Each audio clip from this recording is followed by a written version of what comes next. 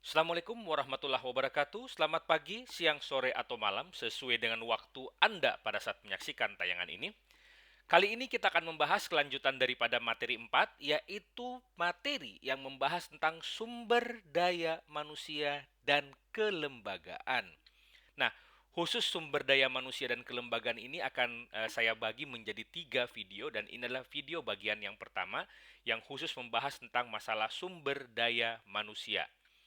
Kalau kita bicara tentang masalah sumber daya manusia dan kelembagaan, khususnya sumber daya manusia itu sendiri terdiri atas dua, yaitu sumber daya manusia pengadaan barang atau jasa, dan yang kedua, bagaimana pengembangan kompetensi sumber daya manusia di bidang pengadaan barang atau jasa. Nah, kali ini di video ini kita akan membahas khusus masalah sumber daya manusia pengadaan barang atau jasa itu. Kemudian, lebih detail, sumber daya manusia di bidang pengadaan barang atau jasa pada prinsipnya terdiri atas. Jadi pada pengadaan barang atau jasa pemerintah, sumber daya manusia pengadaan barang atau jasa terdiri atas yang pertama, pengelola pengadaan di lingkungan kementerian, lembaga atau perangkat daerah atau pemerintah daerah. Yang kedua, ASN, aparatur sipil negara, atau TNI, atau Polri di lingkungan Kementerian Pertahanan dan Polri. Dan yang ketiga adalah personel lain. Nah, sekarang kita coba bahas satu persatu. Pengelola pengadaan barang atau jasa di kementerian, lembaga, atau pemerintah daerah prinsipnya berasal dari ASN atau PNS. Jadi, tidak ada pengelola pengadaan yang non ASN atau PNS. Ini tolong digarisbawahi, ya.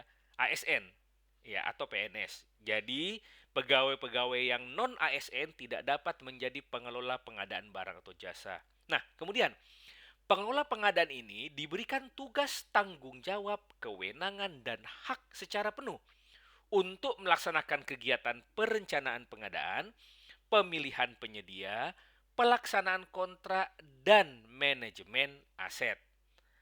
Bagaimana cara untuk mendapatkan pengelola pengadaan barang atau jasa ini? Ada 3 cara untuk menjadi pengelola pengadaan barang atau jasa. Yang pertama adalah dengan cara pengangkatan pertama. Seperti yang adik-adik saat ini yang ikuti, ada beberapa peserta kita yang merupakan calon pegawai negeri sipil CPNS untuk jabatan fungsional pengelola pengadaan barang atau jasa PPBJ. Ini namanya pengangkatan pertama.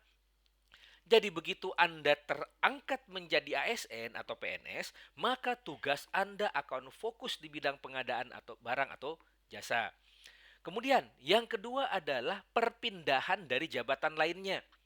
Misalnya seseorang sudah ASN dinas PU, kemudian ikut ujian sertifikasi atau ujian kompetensi, dinyatakan kompeten, kemudian dipindahkan ke UKPBJ menjadi pengelola pengadaan barang atau jasa.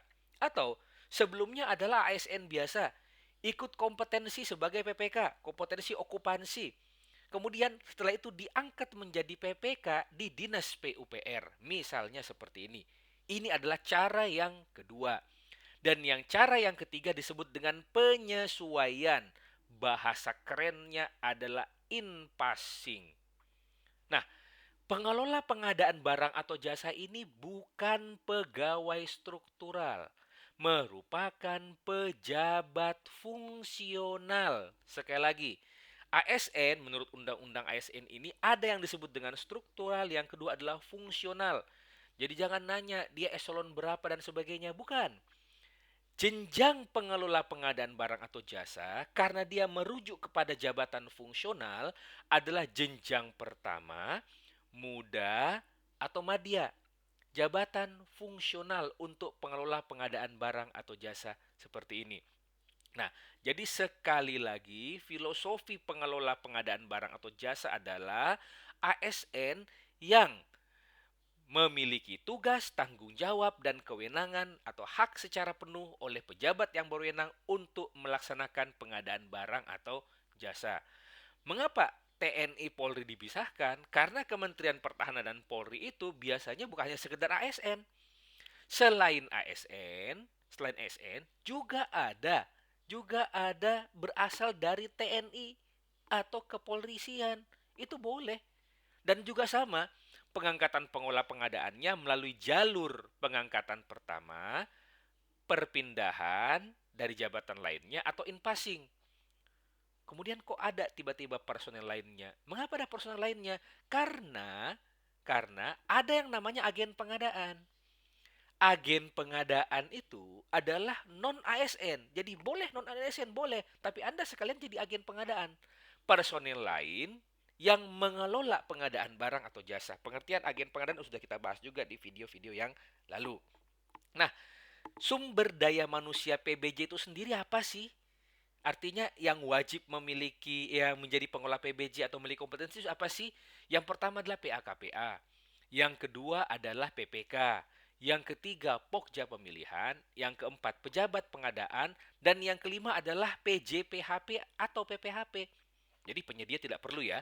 Ya, perlu kita pahami. Nah, kemudian pengangkatan dalam jabatan fungsional mekanismenya dilakukan melalui Permenpan, termasuk perhitungan angka kredit dan seterusnya. Perlu dipahami bersama, sumber daya manusia pengadaan ini berkedudukan di UKPBJ. Berkedudukan di UKPBJ. Prinsipnya, pengelola pengadaan barang atau jasa ini berkedudukan di UKPBJ, Unit Kerja Pengadaan Barang atau Jasa. Walaupun ada sumber daya manusia tertentu yang boleh berkedudukan di luar UKPBJ atas dasar pertimbangan besaran beban pekerjaan atau rentang kendali. Apa contohnya? PPK. PPK boleh di luar UKPBJ karena PPK biasanya ada di masing-masing satker. Pejabat pengadaan dan PJPHP atau PPHP yang dapat berkedudukan di luar UKPBJ. Demikian materi kita yang membahas tentang sumber daya manusia pengadaan barang atau jasa. Terima kasih. Wabillahi taufik wal hidayah. Wassalamualaikum warahmatullahi wabarakatuh. Salam pengadaan.